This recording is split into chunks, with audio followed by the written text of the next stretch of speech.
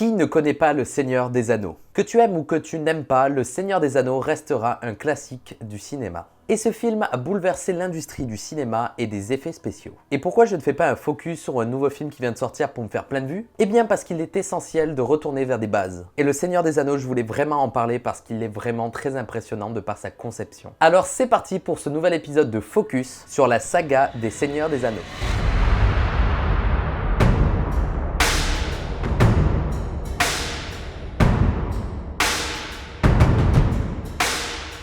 Premièrement, commençons avec quelques chiffres. Le premier film, donc La Communauté de l'Anneau, comporte 540 plans avec effets spéciaux. Les deux tours en comportent 799. Et Le Retour du Roi, 1488. C'est complètement énorme. Le troisième film a complètement explosé le chiffre des deux autres. Il aura fallu 7 ans à Peter Jackson pour finir ses films. En prévision du Seigneur des Anneaux, Peter Jackson a créé la compagnie Weta. Weta qui est au jour d'aujourd'hui une des meilleures entreprises d'effets visuels au monde. Et Weta se décline en deux parties. Weta Workshop, c'est tout ce qui est effets spéciaux mécaniques avec des prothèses ou animatroniques. Et Weta Digital avec les effets visuels réalisés donc par ordinateur pour créer du feu et des créatures en 3D. Oui, dans cette vidéo, je vais essayer de faire la part entre les effets visuels et les effets spéciaux, même si moi je m'en fous de ce terme, j'appelle tout des effets spéciaux.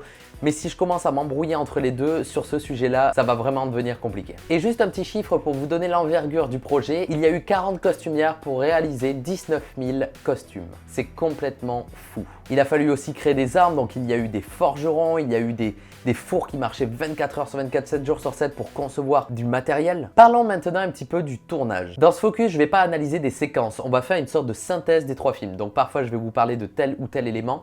Mais en général, ça parle de la même chose sur tous les plans, donc je vais faire une sorte de synthèse. Le tournage s'est déroulé en Nouvelle-Zélande et ils n'ont pas tourné les films un après l'autre. Ils ont tourné les trois films en même temps. Ça veut dire quand t'es acteur, imaginons t'es Frodon, t'arrives sur le tournage, tu commences par la première scène de la comté où tu découvres l'anneau et le lendemain tu fais la dernière scène sur le Mordor. Donc franchement, c'est un gros travail qu'il y a là-dessus, surtout quand tu es acteur parce qu'il va falloir que tu t'imprègnes du personnage à tel moment de l'histoire, puis quelques heures après à un autre moment de l'histoire. Et il y a eu tellement de scènes à tourner en 3 ans qu'il a fallu partager le tournage en 5 équipes. Chacune des équipes avait des tâches différentes à accomplir. Mais Peter Jackson voulait assurer la réalisation de tous les tournages. Voilà pourquoi ils ont créé un système satellite pour que Peter Jackson supervise entre deux prises la validation des plans qui étaient tournés donc de l'autre côté de la Nouvelle-Zélande. Un autre gros bordel aussi, c'est que la Nouvelle-Zélande, parfois il y a des routes qui n'existent pas tout simplement. Alors ils ont dû demander à l'armée, oui à l'armée, de construire des routes pour amener tout le matos, les décors et tout ça d'un point A à un point B. T'imagines, pour le tournage d'un film, ils ont dû réquisitionner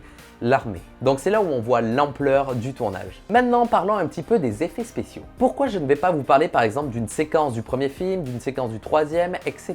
Tout simplement parce que le tournage de ces trois films ont été tellement long que les évolutions des technologies entre le premier film et le troisième film ont totalement changé. Donc si je vous dis par exemple pour cette scène-là de Gollum, ils ont utilisé cette technique, eh bien un an plus tard, en fait, ils ont utilisé toute une autre technique. Donc, je vais vous parler des techniques un petit peu amusantes à savoir, pas tout simplement. Ils ont utilisé un fond vert, ils ont modélisé en 3D. Ils ont été extrêmement ingénieux sur ce tournage, alors c'est ce que je vais vous montrer maintenant. Un de mes effets préférés de la saga, c'est la différence de taille qu'il y a par exemple entre Gandalf et les Hobbits.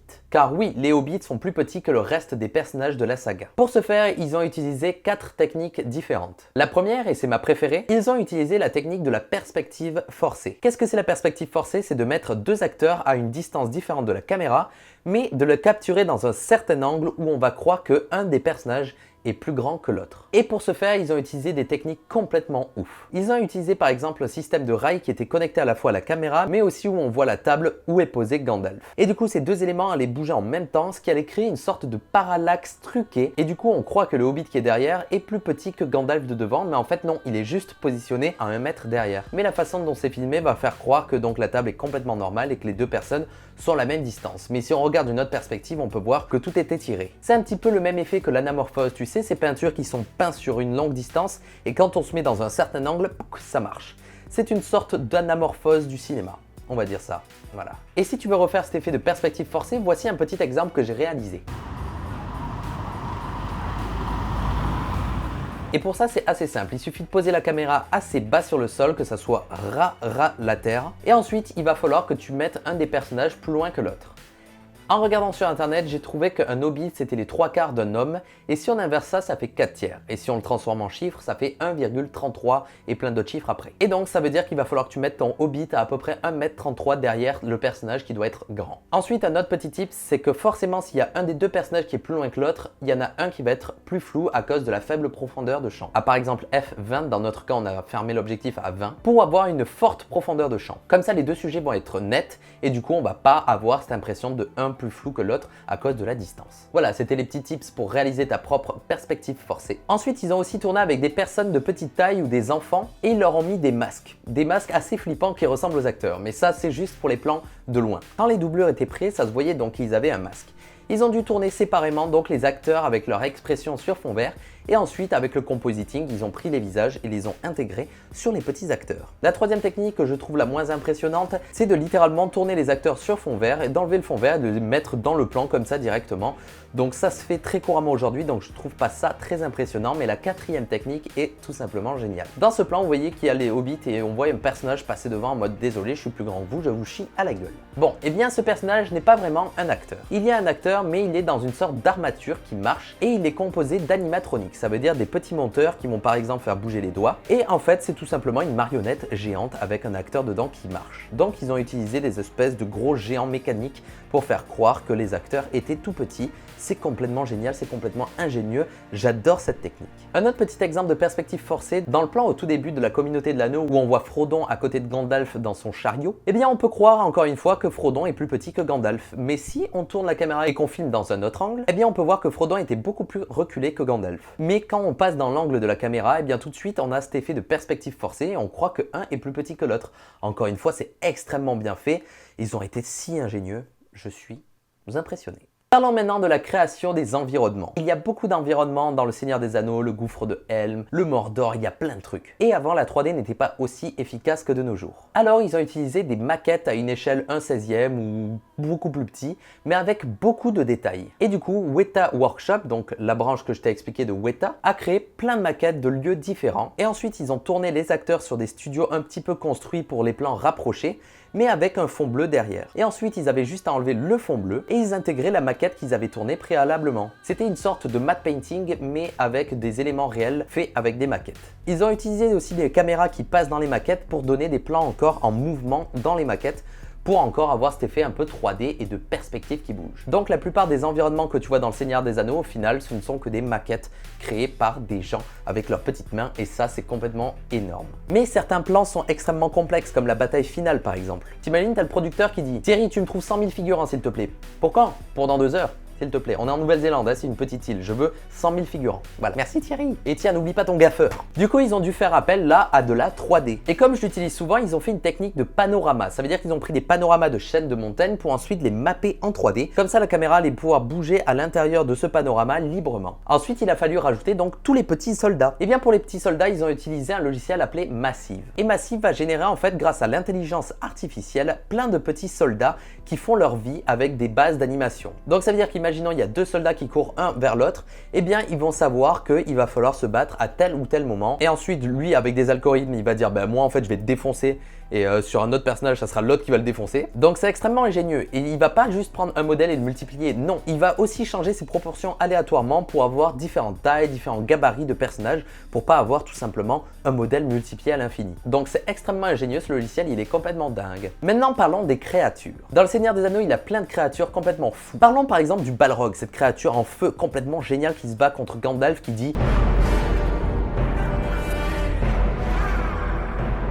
Eh bien dans le premier film, c'était très compliqué de générer toute cette flamme parce qu'il n'y avait pas encore la technologie faite pour ça. Du coup, ils ont dû émettre des particules avec une technique qui s'appelle le sprite. Qu'est-ce que c'est le sprite? Eh bien tout simplement, ils ont pris des éléments de feu réels et ils ont pris ces éléments et les ont mis à la place des particules pour les générer en fait.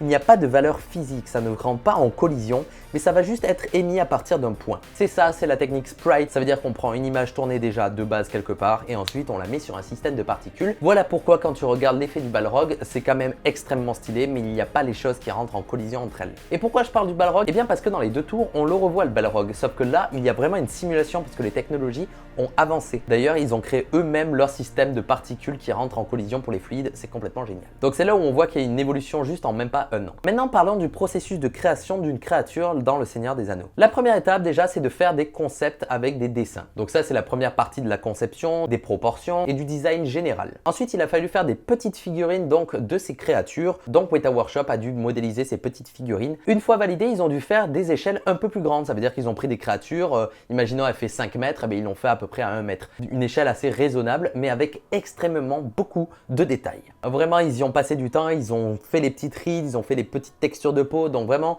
tout ça à la main. Et c'est ensuite qu'ils ont scanné tout ça avec une technologie donc infrarouge pour avoir ce modèle-là, mais en 3D pour le retravailler ensuite sur l'ordinateur. Et ensuite, ils l'ont rigué, ça veut dire qu'ils ont mis le squelette à l'intérieur pour qu'il s'anime. Ils ont rajouté des muscles pour avoir, eh bien, ça. Oh là, je suis si musclé.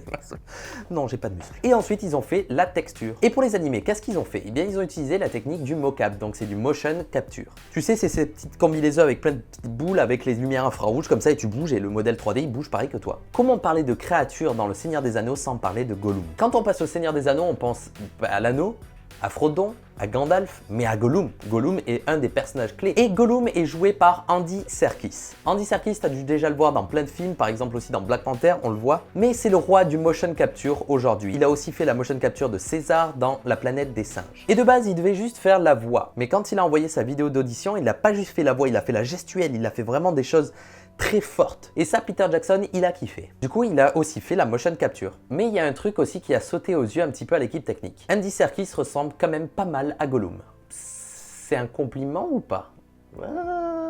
Je sais pas. En tout cas, ils ont trouvé qu'il ressemblait vachement à Gollum, du coup ils ont rechangé le design de Gollum parce que de base, il n'était pas comme ça. D'ailleurs, dans ce plan que tu vois là, c'est pas du tout le même design final, mais comme on le voit un petit peu dans l'ombre, ils l'ont laissé parce qu'il était déjà fini et retourner des plans, ça fait chier. Mais en parlant de refaire des choses, voilà ce qui s'est passé. Donc ils ont changé le design du visage de Gollum, mais le problème c'est que quand tu fais des animations sur un visage et que tu le changes, il va falloir rechanger tous les blind shapes du visage. Qu'est-ce que c'est un blind shape? Eh bien tout simplement, ça va être de déformer un visage pour telle expression et de le redéformer pour une autre expression. Comme ça, après, on fait l'animation juste avec un slider. Donc ça va se déformer si on l'active.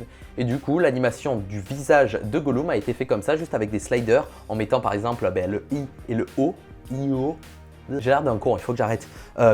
Du coup, tu m'as compris, ils déforment le visage via les expressions. Donc, ils ont dû refaire, je crois, 1 mois et demi, 2 mois d'animation juste parce que Peter Jackson a dit « Gars, on change le design de Gollum ». J'imagine trop les animateurs en PLS, déjà qu'ils en pouvaient plus, ça devait être énorme. Encore une fois, une petite anecdote, les équipes de tournage ont tourné parfois 7 jours sur 7, 24 heures sur 24. T'imagines? Moi déjà je tourne 4 heures, j'en peux plus, alors eux 24 heures sur 24, 7 jours sur 7. Ouais.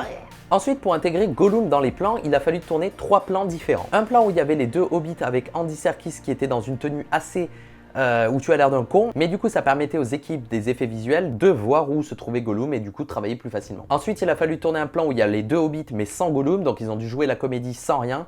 Mais d'ailleurs, il y a un petit problème avec ça parce que du coup, l'interaction avec Gollum n'était pas forcément réaliste. Et ensuite, ils ont tourné un plan avec personne à l'intérieur, donc ce qu'on appelle communément un clean plate. Mais comme je te l'ai dit tout à l'heure, parfois il y avait des problèmes d'interaction. S'il n'y a rien et que tu fais genre de te battre avec quelque chose, forcément ça va pas rendre super. Voilà pourquoi au début c'était pas possible, mais vers le milieu fin du tournage, les technologies infrarouges se sont améliorées et du coup ils ont pu tourner avec Andy Serkis, avec la tenue de motion capture, avec les 2 autres acteurs et du coup ils pouvaient se battre, se toucher, etc. Et du coup ils ont pu faire de la motion capture. Et du coup avant cette technique là, ils devaient faire de la roto-animation, ça veut dire qu'ils superposaient le modèle 3D de Gollum avec Andy Serkis et ils le faisaient bouger un petit peu comme ça. Sauf que cette technique là, eh bien on voit Andy Serkis dans le plan et donc c'est un petit peu chiant parce qu'on ne veut pas. Alors ils ont fait du cleaning. Donc ça veut dire que image par image, ils ont dû enlever l'acteur Andy Serkis, donc il y a de la reconstruction, j'imagine même pas le travail qu'il y a derrière ça, parce que la caméra elle bouge, donc il faut faire du tracking, il faut reconstruire l'arrière-plan, reconstruire les vêtements des hobbits, et ensuite mettre le personnage 3D par-dessus.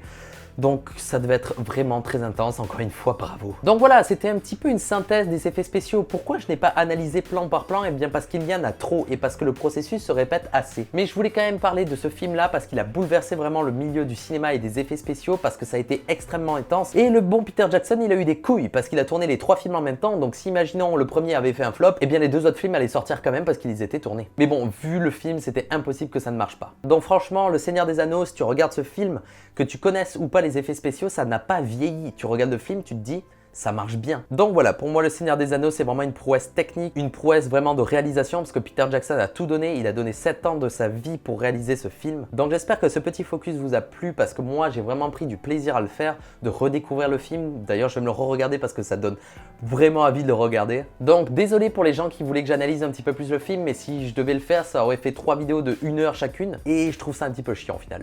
Donc voilà, j'espère que tu auras appris des choses avec ce focus. On se retrouve très prochainement pour une nouvelle vidéo, c'était Atom, ciao.